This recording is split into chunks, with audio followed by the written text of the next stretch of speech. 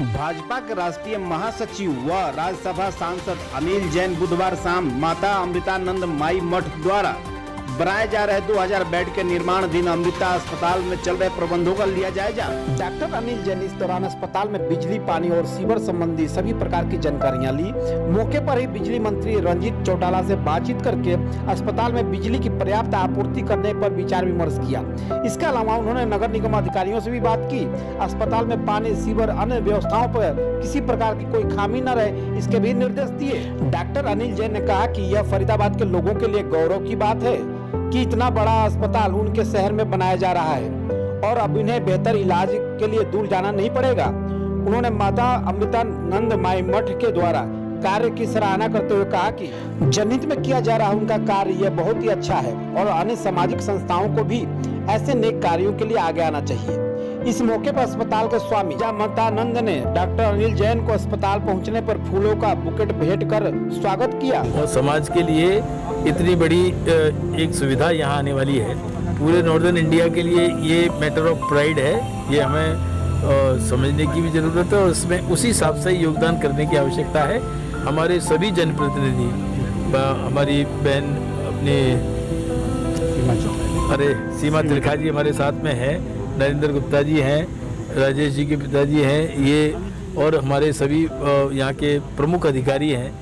इस अस्पताल को कितनी जल्दी से जल्दी हम यहाँ खड़ा कर सकें और लोगों के लिए जल्दी से जल्दी सुविधा मिल सके, ये क्योंकि ये सब चैरिटेबल है, कोई कमाई के लिए अस्पताल आ नहीं रहा। और इतना बड़ा अस्पताल, इतनी बड़ी सुविधा हमारे हरियाणा के लिए, हमारे फरीदाबाद के लिए, बल्कि पूरे एनसीआर और पूरे नॉर्दर्न इंडिया के लिए है।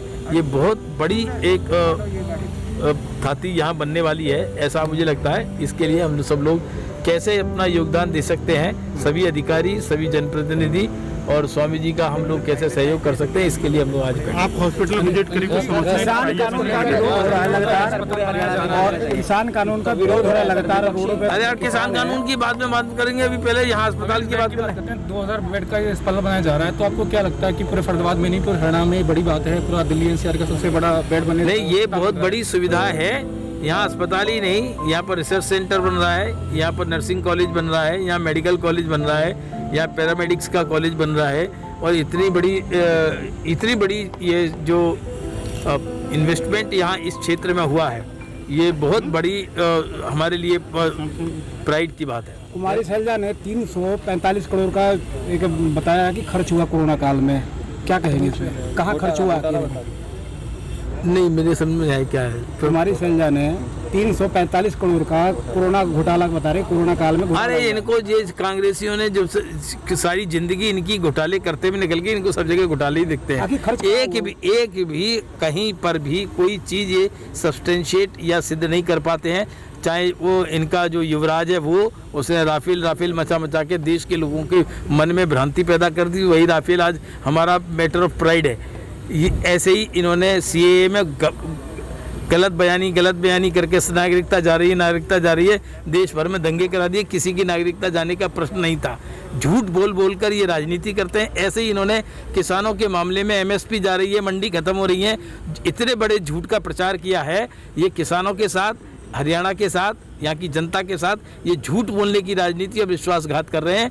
किसी भी हालत में देश के प्रधानमंत्री ने कहा है कि एमएसपी खत्म नहीं होगा, देश के कृषि मंत्री ने कहा है कि एमएसपी खत्म नहीं होगा, मंडियां यहीं रहेंगी। और अभी एमएसपी की दरें बढ़ाने का काम केंद्र सरकार ने किया है, इसलिए अब इनका पर्दाफाश हो गया है। ये बिलबिला गए, इसीलिए इन्होंने बहुत लोकतंत्र पर अत्याचार, कुठाराघात करने का राज्यसभा में कृत्य किया, जिसमें मैं खुद था। आज तक 70 साल में ऐसा राज्यसभा में गंदा दृश्य, ये अपमानजनक दृश्य कभी नहीं हुआ जो कांग्रेस और कांग्रेस के साथ में कुछ पार्टियों ने मिलकर किया। ठीक है सर, अभी किसानों पर लाठीचार्ज हुआ है, दुर्भाग्यपूर्ण है। तो इससे मुख्यमंत्री का जो बयान आ रहा है, वो कह रहे हैं कि लाठीचार्ज हुआ ही नहीं है। वही अगर ऐसा जांच होगी और इस पे हम माफी मांगते हैं, क्या कहेंगे? ऐसा है, देखिए, अगर हुआ है कि नहीं हुआ है सब जांच में पता लगेगा। और मैं जो कहता हूँ कि ऐसी कोई घटना होनी नहीं चाहिए, लेकिन ये भी ज़रूरी है कि बरगलाने में आकर रोड ब्लॉक कर दो।